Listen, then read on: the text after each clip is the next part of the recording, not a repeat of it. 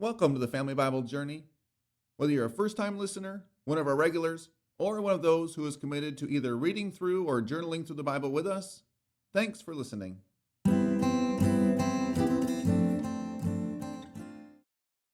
This is episode 220, season 1 of the Family Bible Journey Old Testament podcast.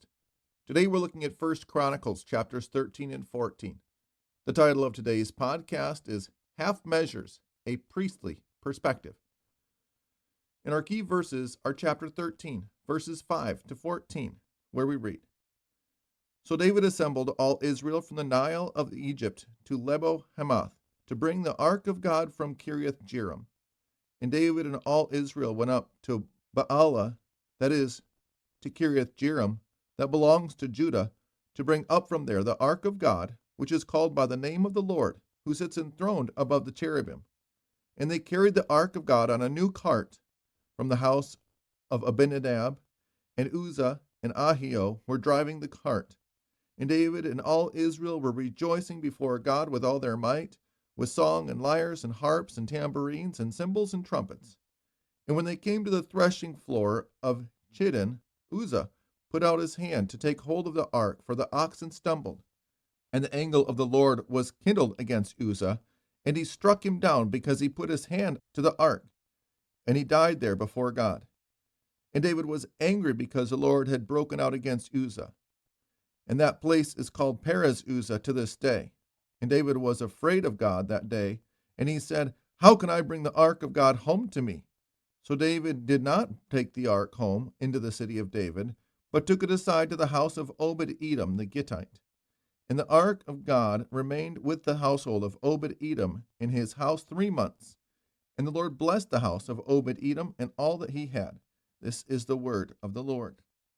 So in these chapters, we're going to hear about some half measures in the life of King David, who we can view both as a faithful shepherd of God's people in Israel, but also unfaithful. Because David, as great as he was, as we've mentioned on nearly every episode that deals with David, was another sinful human being that God used to accomplish mighty and wonderful and great things. In the story of bringing the ark to Jerusalem, but only getting it halfway back, is the first of the half measures we're talking about in today's episode. In chapter 13, verse 3, I have a note. It says, David's number one priority as king was to unite Israel in faith and worship as Moses taught. That was why David was intent on bringing the ark to Jerusalem, because that was where God's people were going to gather together for worship. And it is noteworthy that at the very beginning of his reign, it is his intent to bring the ark and the tabernacle to Jerusalem, to the holy city, to the city of David, so that God's people will be united not only as a nation, but also as a faithful people of God. And verse 9, where we are told that Uzzah puts his hand on the ark. I have a note that says, God had said, touch the ark and die. And I have a words of wisdom on that section.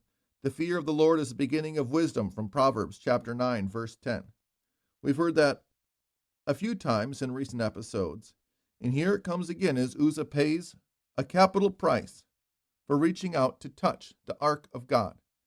God had commanded Moses to put loops at the corner of the ark so that it could be carried suspended from poles between priests that would carry the ark from place to place. Here they decided instead to carry it on a cart. And when the cart hit a stone, it jostled. And Uzzah, who apparently thought he was doing the right thing, ends up dead for touching the ark, even though he was trying to, in a sense, do the right thing. And this was a warning shot fired across the bow of the young and exuberant King David by God, that these things of God are not to be treated lightly. Saul, one of his chief crimes, was to presumptuously offer sacrifice as a priest as the king. And that cost him his throne. And so this episode here is a warning for David to pay careful attention to the ordinances of the Lord so that he would be spared from suffering in the way that Saul did. And when we get to chapter 14, it's another relatively short chapter, But we see a list of children that David has in Jerusalem.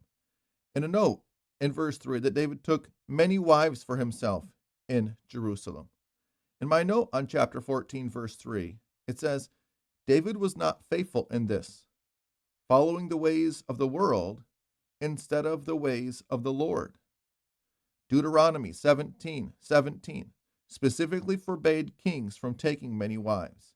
So David's many children are listed here, but the priest, the chronicler, the faithful and spiritual historian of God's people, simply notes the fact that David had many wives and that David had many children by many different women. Solomon is there in that list, and so we have almost a silent reminder of David's human frailty in this chapter, but the priest takes no time to condemn David for it or to point out once again the folly of this otherwise relatively faithful king of Israel, because that is not the point of this particular chronicle of the history of God's people. God's people already had the books 1st and 2nd Samuel, 1st and 2nd Kings. Those books well documented David's folly. And so it is just mentioned here as a passing reference as we continue looking at the great leaps, strides, and bounds that the nation is going to take under the leadership of King David. A couple of tips and tricks for those of you who are really into the Family Bible journey. If you'd like to binge maybe just the Old Testament or the New Testament episodes, if you go to our page on Podbean, you can sort our episodes based on Season 1 for the Old Testament or Season 2 for the New. And regardless of the podcast player you use, you can always sort the episodes from oldest to newest. That way you're listening chronologically with us through the Bible if you're one of those ones who's committed to either journaling or journeying with us through the Bible beginning to end. Our blessing for today. May you be careful how you walk before the Lord. Be spared when you transgress, learn from your mistakes, and seek the Lord with a pure heart. Amen.